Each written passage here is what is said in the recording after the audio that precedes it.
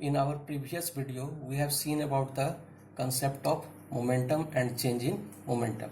Today we will discuss about the Newton's second law of motion that is based on the change in linear momentum. So here Newton's second law of motion statement is the rate of change in linear momentum is directly proportional to applied force. Here applied force is the external force, no internal force of the body, because internal force cancels out. Now the mathematical expression force external is directly proportional to change in linear momentum, rate of change of linear momentum, that is final linear momentum minus initial linear momentum divided by time t. Here the final momentum can be written as mv, initial momentum can be written as mu, and time t. So that is, I have taken m common, v minus u by t. So v minus u by t is equal to a, as we have seen in first chapter of motion. So after removing this proportionality sign, that becomes k ma. Now k is equal to 1. So force external is equal to ma. SI unit of the force is Newton and its CGS unit is dyne. And 1 Newton is equal to 10 to the power 5 dyne. Now you can define 1 Newton. You put 1 kg here and here 1 meter per second square. So the force applied on a body of mass 1 kg produces an acceleration of 1 meter per second square, can be said as 1 Newton. Yes, we have seen the formula for Newton F is equal to ma.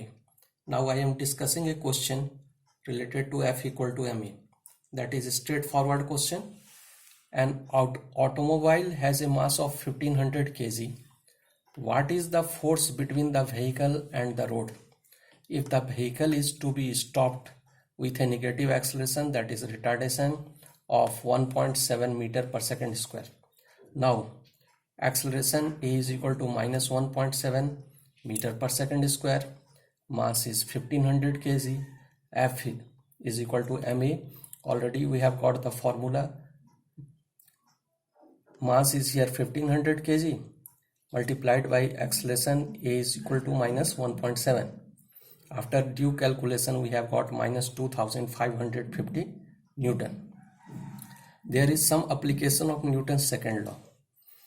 When you explaining the reason, you just try to correlate with F equal to mv minus mu by t. This is the basic one and I am explaining on this basis only.